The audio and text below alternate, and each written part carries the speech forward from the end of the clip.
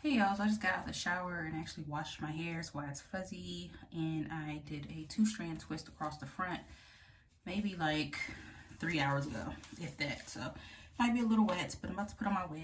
Corkscrew Coily wig. I wore it for a week last week, so I have not redefined it. As you know, I prefer day 2, day 3 curls, which is clearly day 7, 8, but I didn't wear it outside really, so it's probably why it's not super frizzy. But just showing you guys how I do this. So this one was layered, cut and shaped to my face, and as you see, I'm taking out my flat twist.